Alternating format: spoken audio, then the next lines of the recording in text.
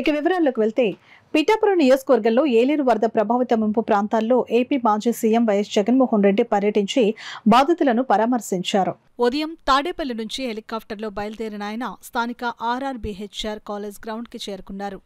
YCP Pithapuram incharge వంగ గీతా విశ్వనాథ్, పార్టీకి చెందిన మాజీ ఎమ్మెల్యేలు, వైసీపీ జిల్లా అధ్యక్షులు, నాయకులు జగన్మోహన్ రెడ్డికి ఘన స్వాగతం పలికారు.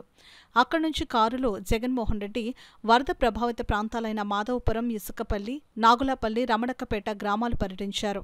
జగన్మోహన్ రెడ్డి కొన్ని చోట్లకు ట్రాక్టర్ పైన బోటులోనూ వెళ్లారు. అలాగే మునిగిన పంట పొలాల్లోకి దిగి పాడైపోయిన పంటను పరిశీలించారు. రైతులను పరామర్శించారు. వారి కష్టాలు విన్నారు. అండగా ఉంటామని వారికి భరోసా ఇచ్చారు. అలాగే వరద నీటిలో పడిన ఇబ్బందులను బాధిత ప్రజలు మాజీ సీఎం జగన్మోహన్ రెడ్డికి చెప్పుకున్నారు. ఈ పర్యటనలో ప్రతి చోట ప్రజలు జగన్మోహన్ రెడ్డికి నీరాజనాలు పట్టి ఘనంగా స్వాగతం పలికారు. వీళ్ళకు మాత్రమే అటువంటి దుర్మార్గమైన కెపాసిటీస్ ఉన్నాయి. ఎందుకు ఈ విషయం చెప్తా ఉన్నానంటే ఇవన్నీ కూడా నేను చెప్పినట్టు వాస్తవం. ఒకవైపున ఈ వాస్తవం ఉంటే ఏలేరు ఆధునీకరణ గురించి చంద్రబాబు నాయుడు గారు మరో చక్కటి అబద్ధం ఆడాడు.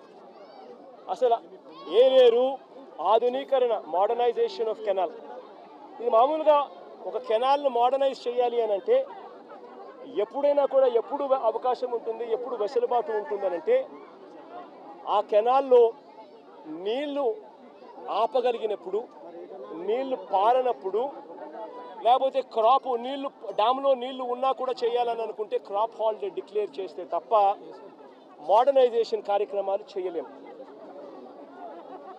2008 నుంచి ఏలేరు మోడర్నైజేషన్ కార్యక్రమం జరుగుతూనే ఉంది. కొత్తగా చంద్రబాబు నాయుడు గారు చేసేదేమీ లేదు, చేసింది లేదు.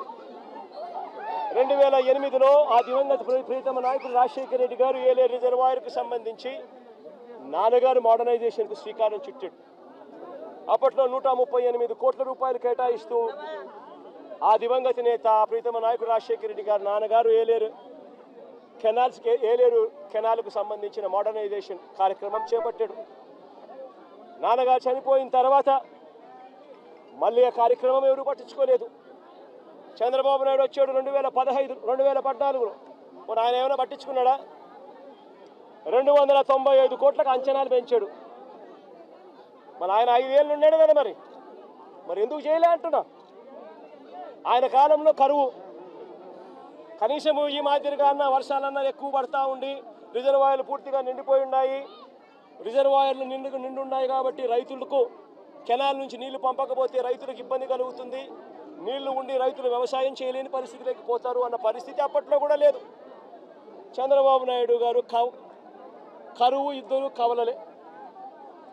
ఆ చంద్రబాబు నాయుడు గారు 5 సంవత్సరాలు కూడా పరిపాలన చేశాడు, అంతా కరువే. మరి 295 కోట్లకు అంచనాను ఆయన పెంచిన వ్యక్తి 5 ఏళ్ళు టైం ఉన్నది. 2015 ఏప్రిల్లో అంచనా వ్యయాన్ని 295 కోట్లకు కమిషన్ల కోసం పెంచాడు.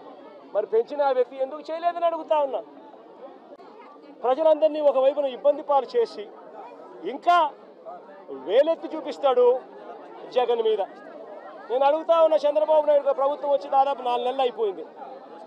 ఇప్పటికైనా కూడా చంద్రబాబు నాయుడు గారి హయాంలో ఏదన్నా జరుగు, ఎక్కడన్నా జరుగు, ఏమన్నా జరుగు, దానికి కారణం జగన్ అంటాడు. ఎక్కడేమన్నా జరుగు, కారణం జగన్. విజయవాడలో వరదలు వచ్చినా జగన్, ఏలేరు రిజర్వాయర్ వచ్చినా జగన్, ఆంధ్ర రాష్ట్రంలో కోవిడ్ వచ్చినా జగన్. చంద్రబాబు నాయుడు గారి హయాంలో చంద్రబాబు నాయుడు గారు ఏమి చేయలేకపోయినా కారణం జగన్ జగన్ జగన్ జగన్ జగన్ జగన్. అయ్యా చంద్రబాబు, 4 నెలలు అయిపోయినాయా నీ ప్రభుత్వం వచ్చి? ఇంకా జగన్ జగన్ జగన్ జగన్ అని చెప్పి జగన్ నామం చేయడం కాదు నువ్వు చేయాల్సింది. రాష్ట్ర ప్రజలకు నిజాయితీతో పాలన చేయడం నేర్చుకొని అడుగుతా ఉన్నా. రాష్ట్ర ప్రజలకు న్యాయంగా ధర్మంగా ఇవ్వాల్సింది ఇచ్చే కార్యక్రమం మీద ధ్యాస పెట్టుకొని అడుగుతా ఉన్నా. ఈ పరిపాలన సాగుతూ ఉంది అన్నది ఆలోచన చేయమని చెప్పి ప్రతి ఒక్కరిని కూడా విజ్ఞప్తి చేస్తూ ఉన్నా. ఇలాంటి దారుణమైన పాలన ఖచ్చితంగా పోవాలి. ప్రజలందరికీ కూడా ఈ 4 నెలల్లోనే అర్థమవుతా ఉంది.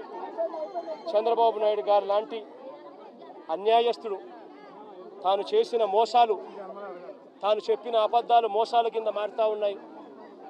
మోసాల నుంచి ప్రజల్లో కోపం పుడతా ఉంది.